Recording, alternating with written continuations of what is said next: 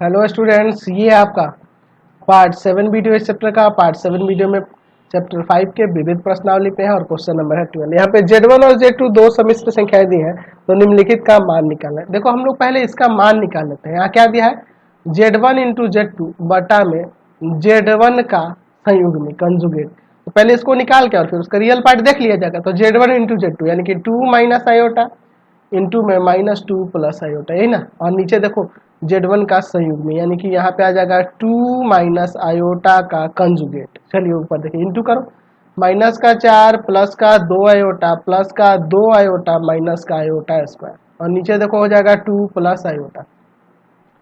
ठीक है, तो देखो ये माइनस का 4 प्लस 4 आयोटा, आयोटा स्क्वायर का वैल्यू -1 है, अब +1 हो जाएगा क्योंकि माइनस से आयोटा स्क्वायर है, और बटा में 2 प्लस आयोटा, ये घटेगा। तो यहाँ आपका क्या आ जाएगा, यहाँ आ जाएगा आपका माइनस का 3 प्लस 4 आयोटा और बटा में 2 प्लस आयोटा। इसका अंश और हर में 2 माइनस आयोटा से ऊपर भी गुना करेंगे और नीचे भी गुना करेंगे। ये हम लोग निकाल रहे हैं Z1 into Z2 by Z1 का कंजुगेट। चलिए देखते हैं यहाँ क्या आएगा। ऊपर इंटू करोगे माइनस का 6 प्लस का 3 आयोटा प्लस का 4 गुना 8 आयोटा और माइनस का 4 आयोटा स्क्वायर, और नीचे देखो 2 का स्क्वायर माइनस आयोटा का स्क्वायर, यही ना हो जाएगा। चलिए तो यहाँ हो जाएगा Z1 इंटू में Z2 बटा Z1 का जो संयुग्मी है वह बराबर हो जाएगा -6 प्लस 8 3 11 आयोटा, और यहाँ देखो माइनस माइनस प्लस हो जाएगा ना, आयोटा स्क्वायर का वैल्यू -1 तो यहाँ प्लस आ जाएगा 4, और नीचे देखो 2 का स्क्वायर 4 और आयोटा स्क्वायर वैल्यू -1 तो +1 हो जाएगा, यानी कि Z1 इंटू Z2 बटा में Z1 का मापांक कंजुगेट यहाँ क्या हो जाएगा आपका माइनस का 2 प्लस 11 आयोटा और बटा में 5। अलग अलग कर देते हैं यहाँ पर। चलिए तो Z1 रियल और इमेजनरी पार्ट को, चलिए तो यहाँ हो जाएगा माइनस का 2/5 प्लस 11/5 आयोटा। तो इसका रियल पार्ट पूछ रहा है, real part of Z1 into Z2 by Z1 का कंजुगेट। तो ये इसका रियल पार्ट क्या है, माइनस का 2/5 ही ना दिख रहा है। चलिए अगले क्वेश्चन पे चलते हैं। चलिए इसका सेकेंड नंबर देखिए, सेकेंड नंबर में इमेजिनरी पार्ट पूछा, तो मैं पहले 1/Z1 इंटू Z1 का कंजुगेट यही ना निकालना है। चलिए तो इसको निकालता हूँ पहले। तो यहाँ पर हो जाएगा 2 माइनस आयोटा और इंटू में 2 माइनस आयोटा का कंजुगेट, यानी कि 1 बटा में 2 माइनस आयोटा और इंटू में 2 प्लस आयोटा, यही ना होगा। चलिए तो यहाँ पे देखो क्या हो जाएगा, पर माइनस प्लस में तो यहाँ 2 का स्क्वायर माइनस आयोटा का स्क्वायर। चलिए यानी कि अब आ जाएगा यहाँ पर 1/Z1 इंटू Z1 का कंजुगेट बराबर में, यहाँ आई स्क्वायर का वैल्यू 1/5 आ जाएगा, 2 का स्क्वायर 4 है, 1/5 आ जाएगा। तो 1/5 आया, तो अगर मैं यहाँ पे इमेजनरी पार्ट की बात करूँ तो प्योरली रियल दिख रहा है ना जी।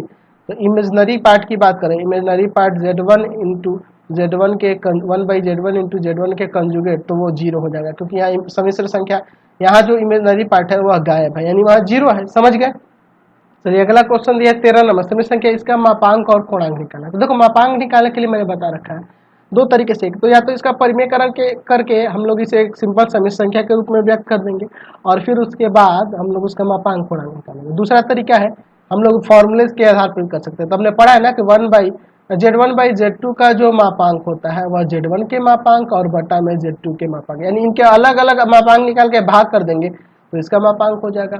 तो या तो आप इसको परिमेयकरण करके इसका हर जो है ना 1-3 आयोटा, यानी इंटू करेंगे 1 + 3 आयोटा से ऊपर भी और नीचे भी, उस तरह भी करके ला सकते हैं, सिंपल हो जाएगा, उसके बाद उसका निकाल देंगे। चलिए इसी तरह कर देते हैं, या फिर इस फॉर्मूले के आधार पर भी कर सकते हैं। ठीक है, 1 + 3 आयोटा और बटा में 1 + 3 आयोटा, ऊपर इंटू करोगे तो हो जाएगा आपका 1 + 3 iota plus 2 iota plus 6 iota square. नीचे देखो 1 का स्क्वायर -3 आयोटा का स्क्वायर, 1 + 5 आयोटा माइनस का 6 हो जाएगा, आयोटा स्क्वायर का वैल्यू -1 रखे ना। चलिए और नीचे देखो 1 का स्क्वायर 1, 3 का स्क्वायर 9 और आयोटा स्क्वायर का वैल्यू -1, यानी कि माइनस का 5 प्लस में 5 आयोटा बटा में 10। ऊपर से चाहो तो आप वहां से 5 कॉमन कर लो, तो माइनस का 1 प्लस में आयोटा और बटा में 10, इसको काट सकते हैं, 5 दूना 10, यानी कि यहाँ पे आप अलग अलग लिखना चाहो तो -1/2 और प्लस 1/2 आयोटा, ऐसे हो जाएगा ना। चलिए अब इसका निकाल देते हैं। चलिए, तो पहले अगर हम लोग मापांक की बात करेंगे, इसे अगर मैं जेड मान लूँ, ठीक है, समित संख्या को, तो इसका मापांक हो जाएगा √(-1/2 का स्क्वायर और +1/2 का स्क्वायर, क्योंकि यहाँ दिख रहा है x बराबर में माइनस का 1/2 और y बराबर में 1/2, यही ना की है। चलिए, तो हो जाएगा 1/4 + 1/4, एलसीएम लेकर जोड़ दो, 1/2 आ जाएगा एलसीएम लेकर जोड़ने पे, यानी कि 1/√2 निकल जाएगा। अब कोणांक की बात करते हैं, तो आपको पता है कि tan थीटा बराबर में हम लिखते हैं y/x, यानी कि 1/2 बटा में माइनस का 1/2 कट के आपका तो ये 1 ही हो जाएगा। चूंकि हम यहाँ देख रहे हैं कि x का वैल्यू जो है ना, x का वैल्यू यहाँ पे माइनस का है, यार ये कितने सारे सिंबल इसमें लगे, x का वैल्यू माइनस का 1/2 है, ठीक है, तो यानी कि 0 से छोटा है और y का वैल्यू 0 से बड़ा है। अच्छा, माइनस का और प्लस का तो सेकेंड क्वाड्रेंट में चल जाएगा, तो tan थीटा बराबर, ये एक्चुअल में ये π/4 का होगा tan में, 1 है तो, लेकिन ये किससे पाद में जा रहा है, द्वितीय पाद में, इसलिए यहाँ पे थीटा द्वितीय पाद में है, द्वितीय पाद में है, तो इसलिए हम लोग क्या कर देंगे यहाँ पे थीटा बराबर में पाई माइनस π/4, यानी कि आ जाएगा यहाँ पे एलसीएम ले लो 4 पाई माइनस पाई, 3π/4, 3π/4, ये आपका कोणांक आ गया, समझ गए ना, ये आपका कोणांक हो जाएगा, कोणांक हो जाएगा, यानी कि आर्गुमेंट ऑफ जेड जो होगा वह 3π/4 हो जाएगा, समझ गए। चलते हैं नेक्स्ट क्वेश्चन पे। चलिए, क्वेश्चन नंबर 14 देखिए, यहाँ कह रहा है कि यदि x minus iota y into में 3 + 5 अयोटा का जो इतना जो है इसका -6 - 24 अयोटा की संयुग्मी है, यानी कि यहाँ पे इतना का संयुग्मी है ना, यह है, या इसका संयुग्मी यह है, ऐसे कह सकते हो। तो वास्तविक संख्या x और y का मान ज्ञात करें, यानी अब हम लोग इसलिए यहाँ लिख सकते हैं कि x minus iota y into में 3 + 5 अयोटा का जो संयुग्मी है वह -6 - 24 आई है, ऐसे लिख सकते हैं। चलिए, यहाँ पे देखो, यहाँ पे अलग अलग संयुग्मी लगा सकते हैं, x माइनस अयोटा वाई का संयुग्मी और इंटू में 3 + 5 अयोटा का संयुग्मी बराबर में -6 और माइनस में 24 आई। चलिए, यहाँ पे देखो, तो यह हो जाएगा x + IY और यहाँ आ जाएगा 3 - 5i बराबर में -6 - 24 अयोटा। चलिए, इसको इंटू करते हैं, तो हो जाएगा 3x माइनस में 5x अयोटा और प्लस में 3y अयोटा माइनस का अयोटा स्क्वायर, माइनस का अयोटा स्क्वायर 5y बराबर में माइनस का 6 + 6 - 24 अयोटा, ऐसे लिख सकते हैं। चलिए, इसका वैल्यू -1, यहाँ प्लस आ जाएगा, यानी कि हो जाएगा 3x और इसको इसके साथ कर लेते हैं, रियल पार्ट है, और माइनस इसमें से क्या कॉमन हो जाएगा, तो माइनस का कॉमन कर लेते हैं अयोटा, तो यहाँ बच जाएगा आपका 5x और माइनस का 3y बराबर में, देख रहे हैं ना क्या होगा, और बराबर में होगा माइनस का 6 - 24 अयोटा। तो यहाँ रियल पार्ट और इमेजिनरी पार्ट को इक्वेट कर लेते हैं, लिखेंगे by equating real and imaginary part, imaginary part, ठीक है, रियल और इमेजिनरी पार्ट को अलग अलग कर लेते हैं, ठीक है। देखिए, अब इसके बाद हम लोग सिंपल यहाँ से कर सकते हैं, 3x + 5y बराबर -6 हो जाएगा, ठीक है ना, रियल पार्ट के बराबर, और हो जाएगा 5x - 3y बराबर में प्लस का 24, क्योंकि यहाँ माइनस इसको छोड़ देना ना, माइनस अयोटा को। चलिए, बराबर में 24, यह समीकरण 2। अब दोनों से x y निकाल देना है, क्या प्रॉब्लम है यार। मैं एक काम करता हूँ, इस पहले समीकरण में गुना कर देता हूँ, कितना से, 5 से कर दिया जाए, 5 से, चलो इसमें गुना कर देते हैं और इसमें 3 से, ताकि x वाला सेम हो जाए। तो 15x प्लस का 25y बराबर में 6 × 5 = 30। अच्छा, इसमें गुना करते हैं, 15x माइनस का 9y बराबर में 24 × 3 = 72। चलिए, साइन बदलते हैं, माइनस प्लस माइनस, यह कट जाएगा, ये दोनों जुड़ जाएगा, तो ये आपका 34 हो जाएगा ना, 34y बराबर में 7 × 3 = 10, 102 आ जाएगा, 102 ही ना आएगा, 7 × 3 = 10, 102 आ जाएगा। चलिए, इसको ले जाते हैं भाग में, तो माइनस का 102 और बटा में 34, 3 बार में कट जाएगा ना, 4 × 3 = 12 का 2 हाथ में लगा, 1 × 3 = 10, 3 बार में कट जाएगा, यानी कि y बराबर -3।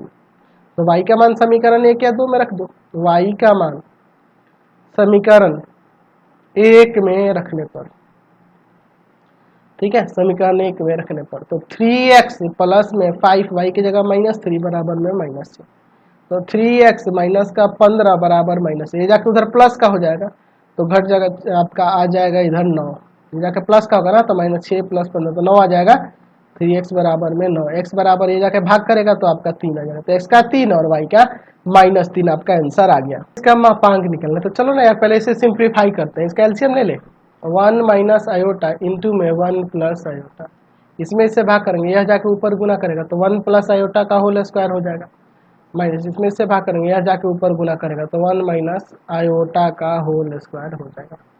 चलिए ऊपर सॉल्व करते हैं, तो इसका 1 प्लस आयोटा स्क्वायर प्लस में 2 आयोटा आ जाएगा, और minus 1 plus iota square minus का 2 आयोटा आ जाएगा, ठीक है, और बटा में आई का 1 का स्क्वायर माइनस आयोटा का स्क्वायर, यही ना हो जाएगा, ये माइनस प्लस में है तो चलिए यहाँ इसका वैल्यू -1 और प्लस में 2 आयोटा, यहाँ पे देखो इसका वैल्यू -1 और माइनस में 2 आयोटा, और बटा में है 1 का स्क्वायर 1, आयोटा स्क्वायर का वैल्यू -1।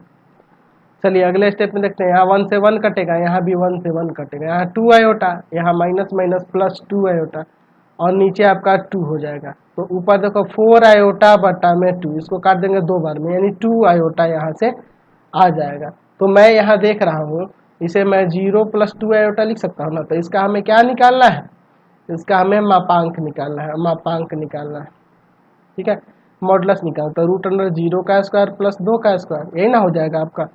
चलिए तो 0 + 4 यानी कि आपका √4 यानी 2 आ जाएगा, 2 यहाँ से इसका मापांक निकल गया। चलते हैं अगले क्वेश्चन पे, चलिए अगला क्वेश्चन देखते हैं, यहाँ पर 16 नंबर, यहाँ दिया है कि यदि x + आयोटा y का होल क्यूब बराबर है u + आयोटा v के, तो हमें इसे प्रूव करना है। तो देखो ना यार, मैं इसको पहले लेता हूँ, x + आयोटा y, x है ना, x + आयोटा y का होल क्यूब बराबर में u + आयोटा v, यहाँ a + b का होल क्यूब लगाता हूँ, तो x³ + आयोटा y का cube plus 3x² iota y और प्लस 3x आयोटा y का होल स्क्वायर बराबर में u + आयोटा v, ऐसे लिख सकता है।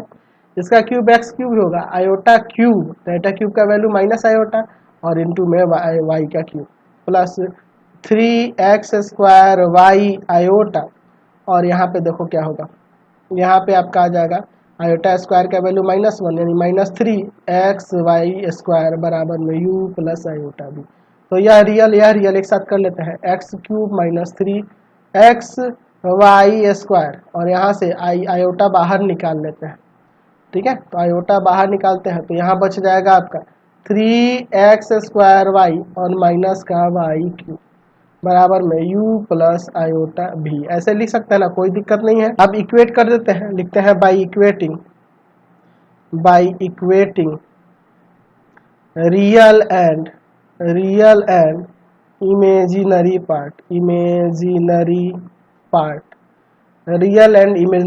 इसमें, यानी कि u बराबर में हो जाएगा x³ - 3xy² और v बराबर में हो जाएगा 3x² y माइनस का y³, ये ना हो जाएगा।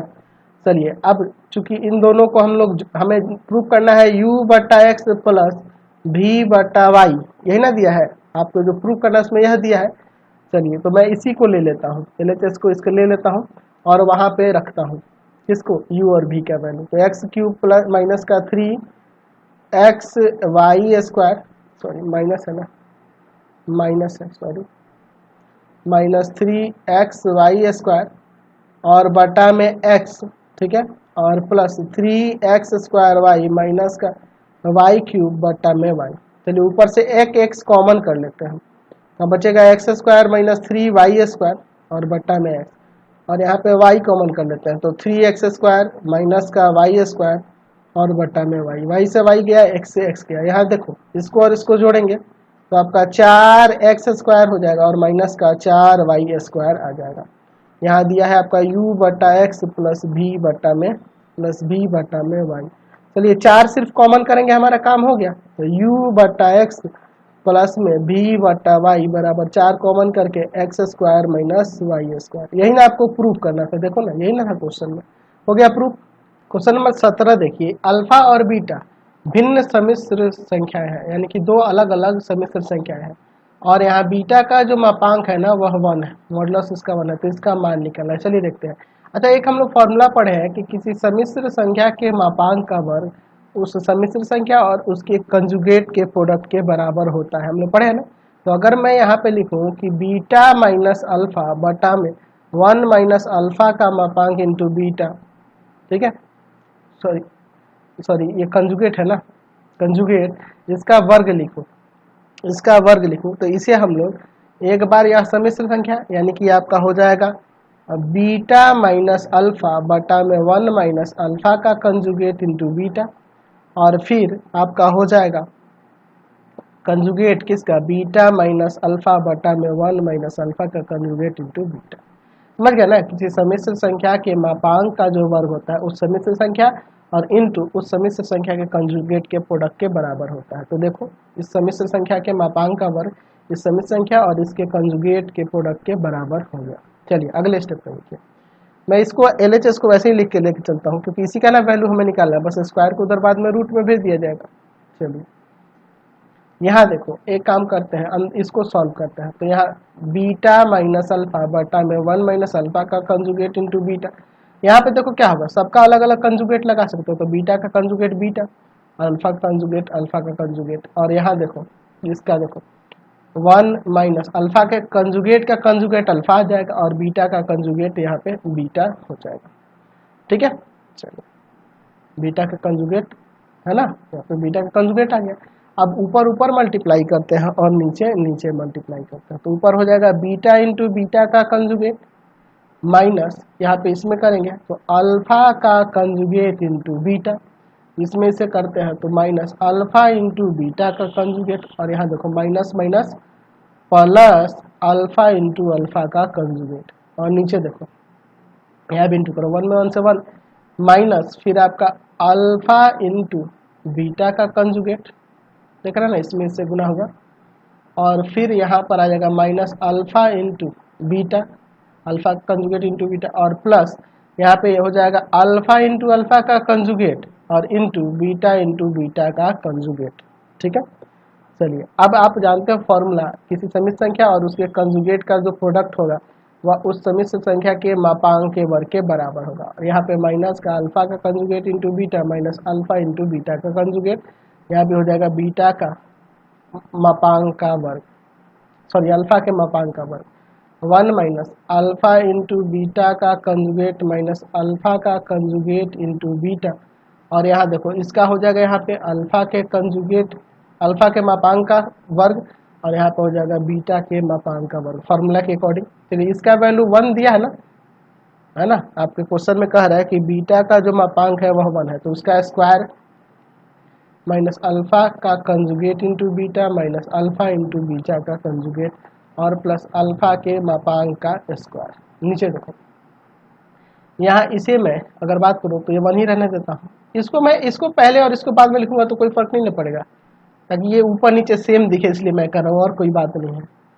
ठीक है, अच्छा देखो यहाँ पे अल्फा का मापांक का स्क्वायर और यहाँ बीटा का मापांक 1 दिया है, तो यहाँ 1 का स्क्वायर कर सकते हैं। चलिए अब देखो ऊपर और नीचे, यहाँ 1 का स्क्वायर 1 ही हो जाएगा, तो मैं सीधे 1 लिख दूँ ना। चलिए 1 माइनस अल्फा का conjugate into beta minus alpha into beta का कंजुगेट और यहाँ बीटा के मापांक का स्क्वायर, और नीचे देखो 1 माइनस अल्फा का conjugate into beta minus alpha into beta का कंजुगेट, और प्लस में यहाँ पे 1 का स्क्वायर 1 ही होगा, तो यहाँ अल्फा के मापांक का स्क्वायर। और ये LHS में आपका क्या चल रहा था, ऊपर हमारा था बीटा माइनस अल्फा बटा में 1 माइनस अल्फा का कंजुगेट इंटू बीटा का वर्ग, यही ना था। ये देखो ना ये टोटल सेम मिल गया, 1 हो जाएगा कट के। चलिए तो अल्फा माइनस बीटा माइनस